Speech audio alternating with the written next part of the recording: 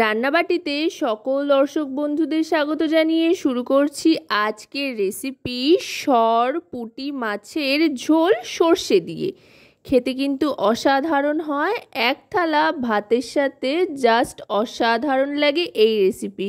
এর জন্য মাছ তো অবশ্যই লাগবে। এখানে দুটো মাছকে কেটে নিয়েছি আর তারপর যথারীতি নুন হলুদ মাখিয়ে নিচ্ছি। ভালো করে নুন হলুদ মাখিয়ে নিয়ে তারপরে মাছটা ভেজে নিতে হবে।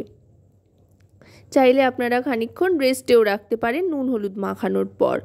আর যেই সব উপকরণ লাগবে সেগুলো হলো পেঁয়াজ কুচি, টমেটো বাটা, সর্ষে বাটা, লঙ্কার গুঁড়ো, হলুদ গুঁড়ো, আদা রসুনের কিমা আর কাঁচা লঙ্কা। এবার কড়াইতে সর্ষের তেল গরম করে এক এক করে মাছের পিসগুলো দিয়ে দেবো। যেহেতু সর্ষে বাটা দিয়ে রান্না করব, তাই সর্ষের তেলেই কিন্তু মাছটা ভেজে নিচ্ছি। এতে করে রান্নার স্বাদ অনেক গুণ বেড়ে যাবে। মাছটা মিডিয়াম ভেজে নিচ্ছি, খুব বেশি কড়াও করব না, আবার একেবারে হালকা থাকবে না। গ্যাসের ফ্লেমটা মিডিয়াম টু হাইতে রেখে মাছগুলো ভেজে নিতে হবে। একটু সময় নিয়ে ওলটপালট করে মাছটা ভেজে নিচ্ছি। আমি 2 থেকে 3 ব্যাচে সমস্ত মাছগুলো ভেজে নিচ্ছি। এই রেসিপিটা কিন্তু খেতে অসাধারণ হয়, তাই অবশ্যই কিন্তু আপনারা বাড়িতে একবার ট্রাই করে দেখবেন। এবার মাছ ভাজার তেলেই ফোড়ন হিসেবে দিয়ে দিলাম কালো জিরে। আর এই রেসিপিতে তেলের পরিমাণটা একটু বেশি করে ব্যবহার করলে কিন্তু এর স্বাদটা অনেক গুণ বেড়ে যায়। কালো জিরে ফোড়ন দেওয়ার পর তারপরে দিয়ে দিচ্ছি পেঁয়াজ কুচি। চাইলে আপনারা পেঁয়াজ বাটাও দিতে পারেন, তবে তাতে করে ঝোল বা গ্রেভিটা অনেক বেশি থিক হয়ে যায়। সাধারণত রোজকার মাছের ঝোলের জন্য একটু পাতলা হলেই ভালো লাগে ভাত দিয়ে খেতে, যেহেতু তাই এখানে পেঁয়াজ কুচি ব্যবহার করেছি পেঁয়াজ বাটার পরিবর্তে। এবার দিয়ে দিলাম এতে পরিমাণ মতো নুন। এতে করে পেঁয়াজটা অনেক তাড়াতাড়ি নরম হয়ে আসবে। গ্যাসের ফ্লেমটা মিডিয়াম টু হাইতে রেখে পেঁয়াজটা ভালো করে ভেজে নিয়ে এবার দিয়ে দিচ্ছি আদা রসুনের কিমা।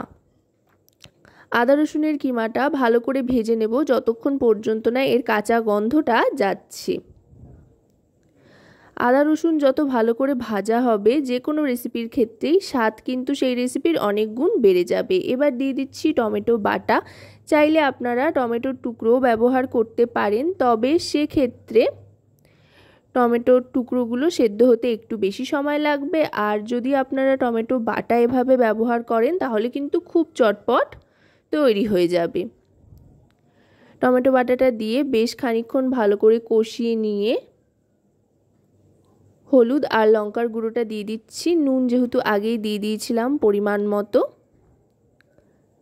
আর যেহেতু সর্ষে বাটা ব্যবহার করব সেই জন্য এখানে আর ধনে জিরের গুঁড়ো ব্যবহার করছি না। তবে চাইলে আপনারা ব্যবহার করতেই পারেন, তাতেও স্বাদের খুব একটা হেরফের কিছু কিন্তু হবে না।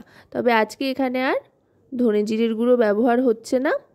ভালো করে মশলাটা কষিয়ে নিচ্ছি। মশলা থেকে তেল ছাড়া পর্যন্ত মশলাটাকে ভালো করে কষিয়ে নিয়ে তারপরে সর্ষে বাটাটা দিয়ে দিতে হবে। এখানে আমি সাদা সর্ষে বাটা ব্যবহার করছি। আপনারা আপনাদের পছন্দ মতো যে কোনো সর্ষে সাদা কিংবা কালো ব্যবহার করতে পারেন, বা দুটো মিশিয়েও আপনারা বেটে নিতে পারেন, যেটাই আপনাদের সুবিধা হয়। এবার সর্ষে বাটাটা দিয়ে ভালো করে আরও খানিকক্ষণ কষিয়ে নেব। দেখুন দারুণ সুন্দর কিন্তু তেল ছাড়তে আরম্ভ করেছে আর অসাধারণ গন্ধও ছাড়ছে। এবার কয়েকটা কাঁচা লঙ্কা দিয়ে দিলাম। কাঁচা লঙ্কাটাও কিন্তু আপনারা আপনাদের পরিমাণ অনুযায়ী বা স্বাদ অনুযায়ী দেবেন, যতটা ঝাল খাবেন তার উপরে নির্ভর করে। দেখুন খুব সুন্দর কিন্তু তেল ছাড়তে আরম্ভ করেছে। এবার দিয়ে দিচ্ছি সর্ষের বাটি ধোয়া জল। যেহেতু পাতলা ঝোল বানাবো তাই জলটা একটু বেশি করে দিচ্ছি। আপনারা যদি শুকনো শুকনো বানাতে চান তো জলটা কম করে দেবেন। তবে এই জাতীয় মাছের ঝোল একটু পাতলা হালকা হলেই কিন্তু বেশ ভালো লাগে খেতে, রোজকার খাওয়ার জন্য আর কি।